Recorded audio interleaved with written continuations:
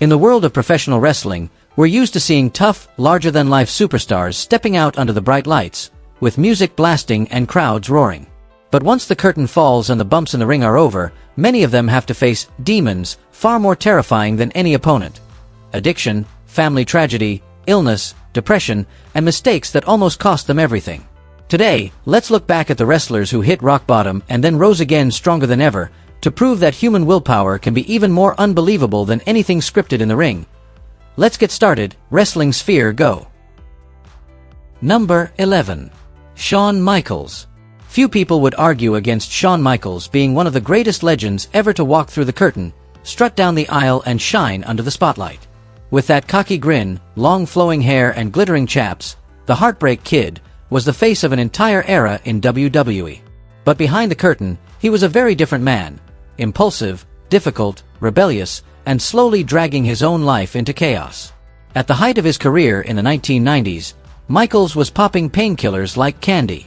Alcohol was his constant companion, and partying became his default lifestyle. His limitless talent made him believe he was untouchable, that he could get whatever he wanted, and if anyone had a problem with it, too bad. He got tangled up in messy relationships, shady backstage drama, and gradually turned into a living nightmare for plenty of coworkers and even his bosses. Then the shock came in 1998, when a severe back injury forced Shawn to hang up his boots. One day he was a beloved superstar, the next he was stuck at home, living with constant pain. With no ring to pour his energy into, he turned even more to pills and alcohol, sinking into depression, snapping at people and pushing away those who genuinely tried to help him. Even his last real connection to WWE, the company that still sent him money regularly, was almost burned to the ground by his own toxic attitude. The real turning point didn't happen in a match, but in his own living room. One day, Shawn was passed out on the couch, once again beaten down by drugs and booze. His little son Cameron, barely over 2 years old, wandered in, looked at his dad and asked, with innocent honesty that cut like a knife, something along the lines of, "Daddy's not normal again today, is he?" That moment sent chills through Michaels. When even a toddler could see how bad things were, he realized just how far he had fallen. The next morning, Shawn made a promise to himself and to his son. From that day on, he would stay away from pills and alcohol. He sought help, slowly broke free from his addictions, and returned to his faith, living as a devoted Christian. The once out-of-control rebel who wrecked locker rooms became a man who spent his time on family, church, and making amends to the people he had hurt. When his body healed and his mind was clear, the door to WWE opened again. Shawn Michaels stepped back into the ring and wrote a second chapter to his career that was just as brilliant as the first. But this time as a different man. More mature, calmer, and grateful for every moment he was still able to perform. You can list his championships for days, but Shawn's greatest victory didn't come against any opponent. It came when he finally defeated the demons inside himself and came back stronger. For his family, for his faith, and for his own life. Number 10. Dustin Rhodes. Dustin "Goldust" Rhodes is one of the most iconic names in WWE history. Born into a legendary wrestling family, respected by his peers and loved by fans. But like so many other superstars, he couldn't escape the spiral of pills and substances that slowly ate away at both his career and his life. According to Dustin, things really started slipping after he left WWE and began working for TNA in the mid-2000s. Lingering injuries left him relying heavily on painkillers, and over time he mixed in alcohol and other illegal substances. When he wasn't in the ring for Dixie Carter's promotion or working indie shows, the Natural was almost constantly in a dazed state, his mind fogged up, living in a blurry haze created by drugs. There was a period when this bizarre one could swallow up to 40 pills a day, then wash them down with anything that could numb his feelings. The decline wasn't just visible in his personal life, it showed right there on TV. Fans could see a heavier, exhausted Dustin, especially during the stretch when he was stuck with the Black Rain character, a gimmick that he himself would later call a shameful stain he'd rather forget. After a 3-day binge of non-stop partying, Dustin hit a wall, completely drained physically and mentally. At 4:30 in the morning, in the middle of a heavy rainstorm, he stumbled up a hill just to get enough phone signal to call his father, Dusty Rhodes, and confess how badly things had spiraled out of control. The next day, he was checked into a rehab facility funded by WWE, where he stayed for 30 days. From May 20th, 2008 onward, Dustin made a firm decision to stay away from alcohol and drugs, slowly rebuilding his life, step by step. Once he was clean, he returned to WWE for a long, memorable run, then continued to give back to the business by both wrestling and coaching in AEW, proving that even after falling all the way to the bottom, a person can still get back up, stronger and clearer than ever before. Number 9. Kurt Angle. Kurt Angle is one of those rare people who picked up pro wrestling so fast it almost doesn't make sense. From the moment he signed with WWE, he shot straight to the top, stacking up championships in no time.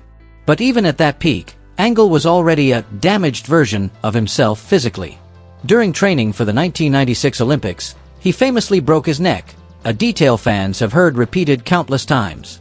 Yet he still gritted his teeth, competed, won a gold medal, and then took that same injured neck into WWE's brutal schedule. The pain never really went away, it just sat there, waiting for his insane workload and run-through-a-brick-wall wrestling style to trigger it again. All those flat-back bumps, crazy landings and reckless impacts kept re-injuring him. He broke his neck multiple more times, piling up serious damage all over his body. To keep going, Angle turned to painkillers and other substances, sinking deeper and deeper. By 2006, the wrestling machine was falling apart, abusing pills and other drugs, personality shifting, behavior becoming more and more erratic, until WWE finally let him go. He quickly turned up in TNA, where the schedule was a bit lighter and his battered body could at least catch a breath. But the real problem wasn't the number of dates he worked, it was his self-destructive habits. Over the next few years, Angle was repeatedly arrested for driving under the influence. Once in 2009, twice in 2011, and again in 2013. Each incident was a warning siren, but it took that final fall for him to truly face reality. After that last arrest, Angle agreed to enter rehab, with WWE footing the bill. From there, he gradually cut off pills and alcohol and has stayed clean ever since. What makes it even more remarkable is that while he was fighting addiction behind the scenes, every time he stepped between the ropes he still performed at a world-class level, hiding almost all of the storm raging inside. Only those closest to him really understood how many times he had walked the line between life and death. These days, when Kurt gathers with friends, it's no longer about shots of hard liquor. Instead, you might see him raising a glass of milk, a simple reminder to himself that the wrestling machine has finally beaten his inner demons and chosen to live the rest of his life clear-headed and in control. Number 8. William Regal. For years, William Regal was seen as the definition of dependable in the wrestling business. The kind of performer you could trust with any match and know it would turn out solid. But in the mid to late 90s, that model professional slowly morphed into someone nobody could rely on, thanks to a dangerous mix of painkillers, sleeping pills, alcohol, and a supplement called Renutrients, legal at the time, but giving a high similar to GHB. Things started to go off the rails after a knee injury on a tour of Japan.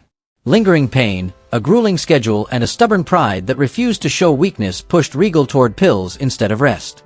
From there, he spiraled, drifting further and further from the image of the ultimate pro. One of the lowest moments of his life happened on a flight from Tokyo to Detroit. So out of his mind from combining various drugs and booze, Regal unconsciously ended up urinating on a flight attendant. The next time he woke up, he found himself in a jail cell in Alaska, with no idea what had happened or how he'd even ended up there. That shocking incident forced WCW to fire him. Ironically, not long after, WWE signed him, not fully understanding how serious his issues really were. Before long, they realized they'd brought in a walking time bomb. His real man's man character made it to TV for a short run before he was released again. He went back to WCW, where people once more assumed he'd straightened himself out. In reality, he was still relapsing, trying every possible way to destroy himself all over again. Those years are detailed brutally honestly in his autobiography, to the point where close friends have admitted they still don't understand how he survived long enough to write it. Only after finally getting clean for Real did Regal manage to break the cycle. He turned his entire life and career around, returning to WWE as a respected veteran, then taking on roles as a trainer, scout, and mentor, quietly shaping an entire new generation. From someone many had written off as beyond saving, William Regal became living proof that with enough determination, even the most stubborn inner demons can be brought to their knees. Number 7. Marc Mero. There was a time when Marc Mero's life was, quite literally, marvelous. He had a big-money WWE contract, appeared regularly on television, and never had to worry about his bank account. At home, he had a beautiful wife in Sable, a famous model who'd graced the covers of adult magazines, and he even got to share screen time with her on TV. A happy family, a thriving career. From the outside, Mero's life looked like a dream anyone would envy. Then, in a painfully short span of time, everything collapsed like a building with its foundation ripped out. His mother, father, and brother all passed away one after another, leaving holes in his heart that nothing could fill. His marriage fell apart, Sable left him, and the doors of the major wrestling companies slowly shut. From having the full happiness combo, Mero slipped all the way to rock bottom, with empty hands and a shattered spirit. He didn't just lose loved ones and career, he lost himself in alcohol and drugs. Mark drank and used without restraint, to the point where he nearly died from overdoses on 3 separate occasions. Every time he slipped past death's grip, he thought things would change, but he kept going back to the same path, as if desperately trying to outrun the pain real life had thrown at him. The lowest point came on Christmas Day, when Mero sat alone under a pier at Cocoa Beach, Florida. Cold, exhausted, and completely drained, he seriously considered ending it all, just so he wouldn't have to wake up to one more dark day. But in that fragile tipping point moment, he forced himself to look back at his life, face his mistakes, and choose to seek help instead of giving up. From then on, the former Intercontinental Champion poured everything into getting sober, walking away from drugs, staying clear-headed and clinging to his faith like a lifeline. That awakening didn't just save his life, it completely changed its direction. Once he took control of himself again, Mero became a vocal advocate for cleaning up the wrestling business, because he'd watched far too many friends and colleagues die young from the same bad choices he once made. He started a new journey as a motivational speaker, traveling to schools and colleges all over the United States. There, Mark tells his story, raw and unpolished, hoping that the kids listening won't follow him down that same dark road. From a man who almost lost everything, Mark Mero rose stronger than before, turning his broken life into a warning and a lesson for an entire generation. Number 6. Jake Roberts. For a long stretch of time, Jake the Snake Roberts seemed destined to become just another sad statistic in wrestling, the kind of name people mention with, "He was incredible," until everything went off the rails. Drowning in alcohol and drugs, with his personal life and career both in pieces, every new appearance felt like a more ruined version of the man he used to be. The horror stories, scandals, and pathetic scenes surrounding him piled up to the point where they were impossible to count, and his self-destructive lifestyle was almost unmatched. He embarrassed himself in front of fans more than once, most infamously at the Heroes of Wrestling pay-per-view disaster, or during a nightmare tour of the UK for All-Star Wrestling, where the Jake the Snake on the poster and the person who actually showed up were two completely different worlds. Realizing just how serious his issues were, Roberts entered a WWE-sponsored rehab program in 2007. At the time, many people thought he'd finally climbed out of the pit. But Jake relapsed again, falling back into that same familiar darkness. The real turning point didn't arrive until 2012, when he moved in with Diamond Dallas Page. In that house, there wasn't just friendship, there was structure, accountability, and honesty. Roberts made the decision to truly change his life. He started training again, adjusting his habits, slowly cutting out alcohol and drugs. From an overweight man who struggled just to move around, he began to look healthier, more mobile, even younger in a very real way. That journey was captured in raw detail in the documentary The Resurrection of Jake the Snake, showing a man who fell over and over but kept trying to stand back up. Since then, he's managed to maintain stability, was inducted into the WWE Hall of Fame in 2014, and more recently has appeared as a manager and mentor in AEW, living proof that even the most lost snake can still find its way home. Number 5. The Hardy Boys. When the Hardy brothers started making waves in the late 90s, they were almost like aliens in the locker room. Two long-haired daredevils throwing themselves around the ring like crazy, but outside of it, they didn't touch alcohol. Still very young and not yet sucked into the darker habits of the business, Matt and Jeff didn't even bother picking up a beer can. That, unintentionally, rubbed some of the old-school veterans, you can probably guess the type, the wrong way.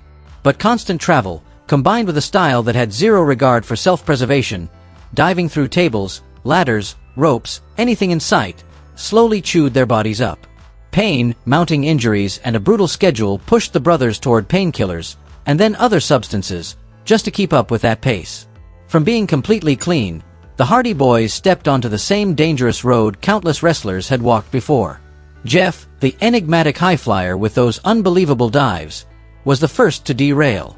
He failed 2 drug tests and was eventually released by WWE in 2003 after refusing to attend rehab as the company suggested.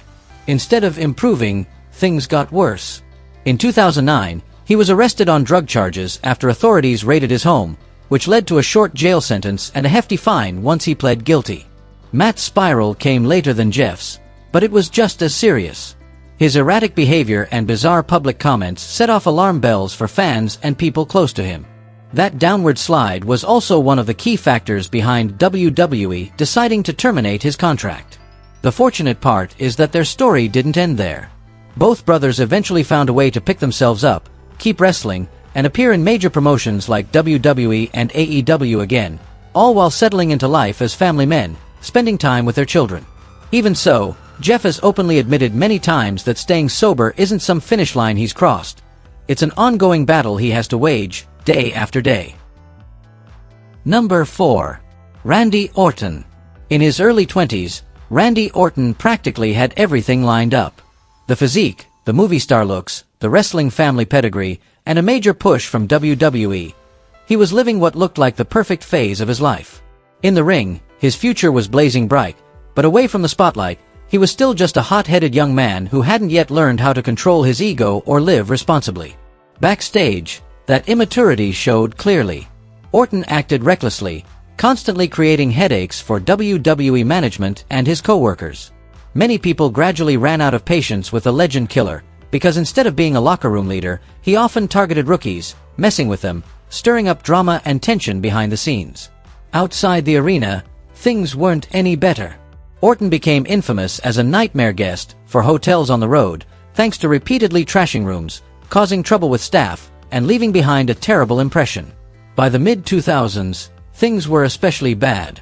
Randy was suspended twice for violating WWE's wellness policy. During this period of dependence on painkillers, he overdosed so severely that he had to be hospitalized, a loud, unmistakable warning that he had gone way too far. In 2012, Orton was hit by the wellness policy again. However, after completing a rehab program in 2016, one of his strikes was officially removed from his record. From that point on, the Viper has been almost like a different person, calm, mature, and no longer interested in pointless wild behavior. When he's not on TV, Randy now finds the most happiness just relaxing, gaming, or enjoying quiet time with his family, a complete contrast to the reckless young rebel he once was. Number 3. Lex Luger. For a long time, Lex Luger was the definition of a perfect star. A champion in the ring, with a physique like a Greek statue, cheered everywhere he went and recognized wherever he showed up. But from that glittering peak, he slid all the way to the bottom, from bright lights and fame to a cold seat in a jail cell, tangled up in drugs, with his legacy in pieces. The really serious issues of the total package only truly came to light after he stepped away from the TV spotlight. In the spring of 2003, a few years after WCW was sold, Luger was living in Georgia with his girlfriend Elizabeth Hewlett, the ex-wife and iconic manager of Randy Savage, better known to fans as Miss Elizabeth. In a frighteningly short amount of time, everything spiraled out of control. Lex was involved in a domestic violence incident with Elizabeth and was arrested. Before he could even process that, he was busted again for driving under the influence. Cracks in his personal life were suddenly wide open, and then tragedy struck. Miss Elizabeth died of a drug overdose right there in the home they shared. The subsequent search of the house revealed what was basically a small pharmacy: painkillers, steroids, and various other illegal substances. Luger was fined and placed on probation, but his problems didn't end there. Not long after, he ended up serving time in jail when he and Buff Bagwell and Scott Steiner were removed from a flight, leading to a probation violation, another brutal blow to a career that was already in ruins. As if that weren't enough, life hit Luger again in 2009, when he suffered a spinal stroke. His body gave out, he wound up in a wheelchair, and any hope of ever wrestling again was gone. Yet it was in that broken state that Lex found a new path. He became a born-again Christian, believing that his faith had saved his life, not just physically, but spiritually as well. Today, instead of standing in the ring, Luger spends most of his time speaking, helping others, working with schools and churches. using his own story of falling and getting back up to remind people that even after a plunge into the deepest pit, there is still a way back. Number 2. Scott Hall. Scott Hall built a career worthy of a permanent spot among WWE legends, filled with unforgettable moments, classic matches, and the Razor Ramon character etched into fans' memories. Sadly, his real-life problems often overshadowed everything he accomplished inside the squared circle. Hall's issues started becoming undeniable in the late 90s, when his drinking, drug use, and increasingly chaotic lifestyle could no longer be hidden. WCW even worked his real struggles into their TV storylines, a move many people still see as cold and heartless, turning one man's genuine pain into entertainment. The darkness didn't lift when Hall returned to WWE in 2002. Despite being given another shot, he lasted only a few months before being released due to out-of-control behavior and being impossible to rely on. From there, Scott fell into a draining cycle, getting arrested, going to rehab, seeming to improve, then slipping right back again. None of those attempts stuck long enough to become lasting change. Things got so bad that his close friend Kevin Nash truly feared he'd one day receive the call saying Scott was gone. His health was failing, his career was basically over, and Hall was standing on the edge of the cliff. Only when Diamond Dallas Page stepped in, offering support, a place to stay, a training plan, and a new lifestyle, did things finally begin to turn. As his body grew stronger and his routines changed, his mind slowly pulled away from the constant haze of alcohol. Because of that journey, Scott Hall was able to walk onto the WWE Hall of Fame stage with his head held high.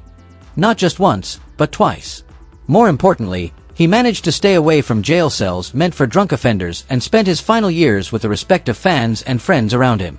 Hall stands as clear proof that no matter how dark the stretch of road gets, if it doesn't finish you, you still have a chance to come back tougher than before. Number 1. Eddie Guerrero. Eddie Guerrero was the kind of performer who could make an entire arena explode the second he walked through the curtain. The son of a legendary wrestling family, with world-class in-ring ability and off-the-charts charisma, Latino heat, had everything it took to become an all-time great. But behind the bright lights, he was constantly fighting an opponent that never truly left his side. Pills, alcohol, and the accumulated damage of years on the road. Nagging injuries, an exhausting travel schedule, and the pressure to always perform at a high level slowly pushed Eddie toward painkillers and alcohol just to get by. A serious car accident only made things worse, stacking physical pain on top of emotional damage. From a heavily backed rising star, he slipped into a spiral of substance abuse, erratic behavior, and ultimately lost the trust of the company. WWE was forced to let him go, and Eddie drifted through smaller shows, sometimes appearing in a state that he himself would later look back on with embarrassment. With his contract gone, his family strained, and his health falling apart, Eddie came dangerously close to rock bottom. But instead of letting that be the end, he chose to pull himself out of the hole. He willingly went to rehab, faced his problems head-on instead of denying them, worked to repair his relationship with his wife and children, and searched for a spiritual anchor to keep from collapsing again. When he returned to WWE, he didn't just bring back the skill everyone knew. He came back as a more mature, clear-headed man. Step by step, Eddie rebuilt his name, thrilling matches, emotional storylines, and finally the crowning moment of becoming world champion, a living symbol that he had beaten the demon inside him. Though Eddie left us far too soon, his legacy isn't just the titles or iconic moments on screen. It's also the story of a man who lost his way, found the courage to face it, made things right, and came back stronger than ever. If you find these stories of overcoming the darkness behind WWE's bright lights inspiring, don't forget to leave a like, subscribe to Wrestling Sphere, and turn on the notification bell. There are still many incredible comeback journeys waiting for you to discover.